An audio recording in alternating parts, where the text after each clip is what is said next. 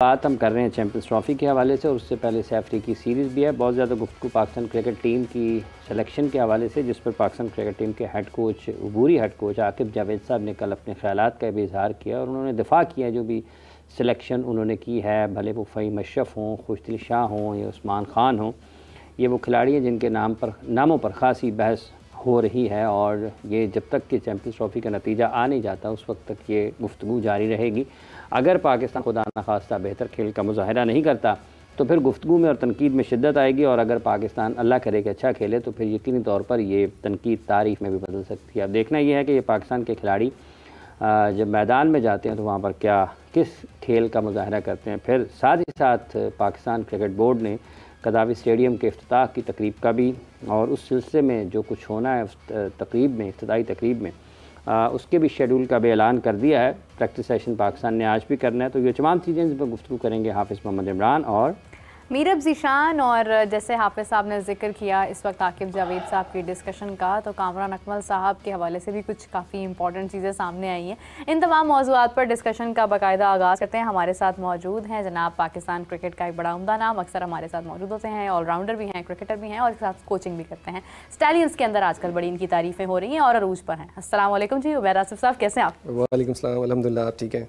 मैं बिल्कुल, तकरीबन मैंने सारा कुछ बोल दिया है जहाँ जहाँ पे आपकी मसरूफियत है। ऐसे ही है बिल्कुल। अच्छा, एक और चीज़, अभी जिस तरह हाफिज़ साहब जिक्र कर रहे थे आकिब जावेद साहब की डिस्कशन का, देखिए बहुत लोग डिफरेंट अपना अपना ओपिनियन रखते हैं। अगर हम लोगों की बात पे जाएं तो हाफिज़ साहब कहते होते हैं कि फिर तो 24 करोड़ की टीम बन जाएगी, लेकिन ये है कि सबसे ज़्यादा बात हो रही है फ़हीम पर और खुशदिल पर, जिसके बारे में आकिब जावेद साहब ने अपनी राय का इजहार भी किया।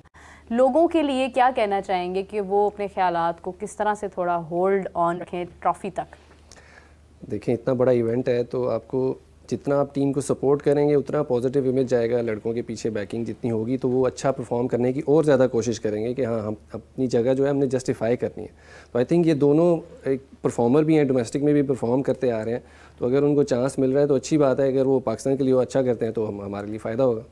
ये है कि मतलब देखें उनकी तरफ अगर देखा जाए तो हाँ, उनके लिए एक बड़ी अपॉर्चुनिटी है, लेकिन फिर ये है कि हाँ, पाकिस्तान टीम में अगर इनकी ये किसकी जगह पर आ रहे हैं, पीछे कौन रह गया, वो एक सवालिया निशान है। हाफिज़ साहब, क्या लगता है कि ये फ़हीम अशरफ जिस तरह से मतलब ऐड हुए हैं, खुशदिल शाह हुए हैं और आकिब जावेद साहब ने जिस तरह से उन्हें बैक किया है, उम्मीदों पर पूरा उतर पाएंगे? देखिए, उतरना चाहिए। अब चूँकि वो हेड कोच हैं, अगर वो हेड कोच ना होते तो उनकी गुफ्तगू इससे बहुत मुख्तलिफ होती।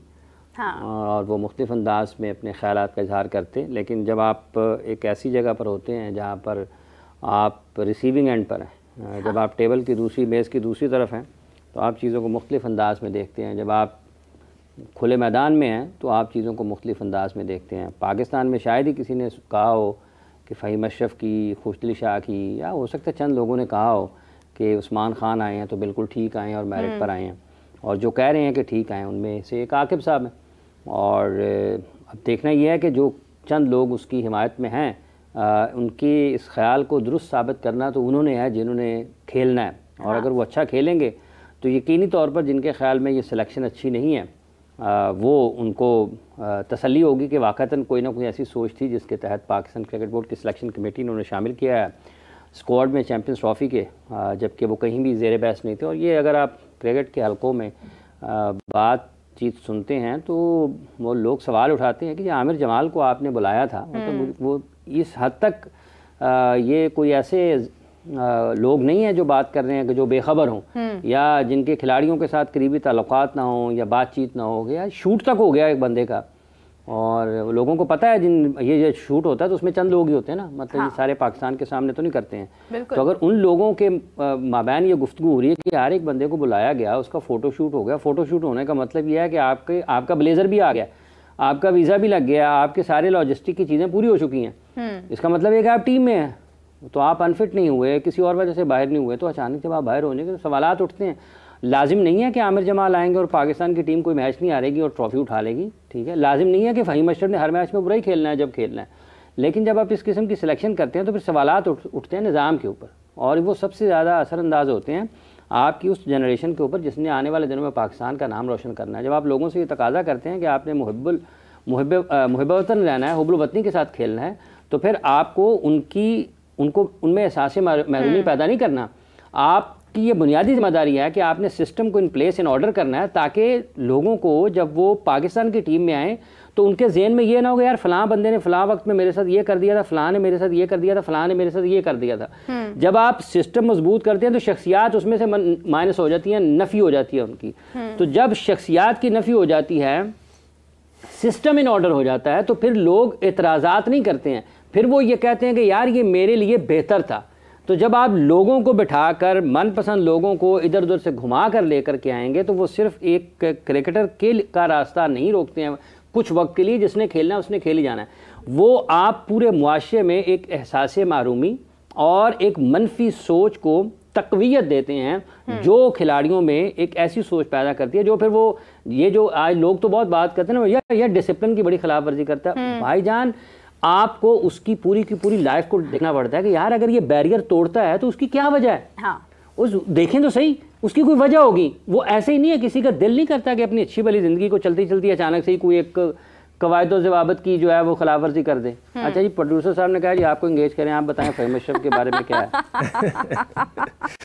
देखिए, एक्सपीरियंस प्लेयर तो हैं, सीधी सी बात है। और दूसरा, आपने आमिर जमाल की बात की, वो भी बॉलिंग ऑलराउंडर हैं, उससे उतने ही पाए के ऑलराउंडर हैं। ठीक, आप देखते हैं उनको जान मारते हुए भी। मैंने दोनों के साथ खेला हुआ है और दोनों को तकरीबन एक जैसा ही पाया, जितना वो एफर्ट दोनों डालते हैं मैच के दौरान। किसको कम कह रहे हैं, किसको ज़्यादा कह रहे हैं? मैं दोनों को कह रहा हूँ एक जितना। ठीक है, तो अब उसमें देखें, अब बात आ जाती है तवक्कल पे। आपको जितना मिलना है वो आपके मिलना ही है। ठीक है, तो आई थिंक जिनकी नई सिलेक्शन हुई उनको पॉजिटिव रहना चाहिए, क्योंकि मैं जैसे अब PSL भी होता है, तो मैं जो नई सिलेक्ट हुए उनको कहता हूँ कि आप अपनी ट्रेनिंग कंटिन्यू रखें और अच्छे तरीके से आप रेडी रहें कि किसी भी टाइम भी रिप्लेसमेंट हो सकती है, क्योंकि आपके जो PSL है वो पाकिस्तान में हुआ है। इसी तरह चैम्पियंस ट्रॉफी भी पाकिस्तान में हो रही है। जिनका नाम नहीं आया उनको चाहिए कि वो अपनी तैयारी उतनी ही रखें कि किसी भी टाइम मौका मिल सकता है। अनफॉर्चुनेट अगर किसी को इंजरी होती है, किसी कोई भी और रीज़न हो सकता है, कंकशन है, जो भी है किसी तरह, तो आप एज अ रिप्लेसमेंट रेडी हो, तैयार हो, ताकि आप जब आएँ उधर उस टॉप उसके ऊपर लेवल पे तो आप परफॉर्म कर सकें। मैं देख खिलाड़ी पर क्या गुजरती है जब उसको फॉर एग्ज़ाम्पल एक चीज़ की अनाउंसमेंट 7 बजे होनी है और 5 बजे तक वो टीम में है, और 5:01 पर या कुछ ही देर बाद उसको कन्फ्यूजन शुरू हो जाती है, और जैसे ही अनाउंसमेंट होती है तो उसकी कन्फ्यूजन सही साबित होती है और वो टीम में नहीं होता है।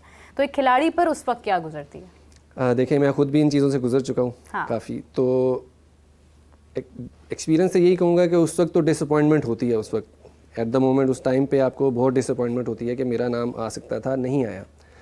बट देन आपकी मेंटल स्ट्रेंथ बीच में आती है कि आप कितने स्ट्रॉन्ग मेंटली हैं, कि आपने इस सेटबैक को कितने अच्छे तरीके से लिया और आपने इसके ऊपर और मेहनत की कि शायद किसी चीज़ में मेरी में ही कमी है, या मुझे अल्लाह किसी और चीज़ के लिए आजमा रहा है कि मैं शायद और स्ट्रॉन्ग होके इससे अच्छा कमबैक करूँ या इससे अच्छा जो है अपना परफॉर्मेंस रखूँ, ताकि कोई और बिल्कुल ही ना निकाल सके। तो आई थिंक पॉजिटिव जो सोचता है वो फिर कमबैक अच्छा करता है, जो पॉजिटिव नहीं सोचता वो फिर गायब हो जाता। एक मूवी का डायलॉग था हाफिज़ साहब, मैं सुन रही थी, उसमें कहा जा रहा था कि एक शख्स जो बहुत कैपेबल होता है, काफ़ी ज़्यादा, वो बढ़ रहा होता है ट्रॉफ़ी हासिल करने के लिए, और सडनली एक उससे कम कैपेबल इंसान आता है और वो उसको पीछे करता है और वो ट्रॉफ़ी लेकर चला जाता है। तो वो ये एक है हमारे मुआशरे का, हमारी सोसाइटी का एक इशू है कि ऐसा होता है। एक कॉलर है हमारे साथ। अस्सलाम वालेकुम जी, कौन बात कर रहे हैं, कहाँ से बात कर रहे हैं? वालेकुम अस्सलाम, मैं शाहिद अब्बास बात कर रहा हूँ मुल्तान से। कैसी हैं मैम आप? ठीक है जी जी, मैं बिल्कुल ठीक हूँ, बताइए।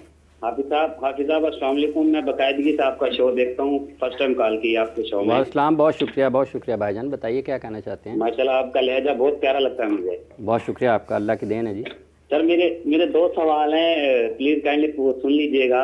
जी जी। पहला सवाल तो ये है कि हमारी टीम अनाउंस हो गई है, ना उनको इनके तनकीद करने के बजाय हमको उनको सपोर्ट करना चाहिए, एक बात।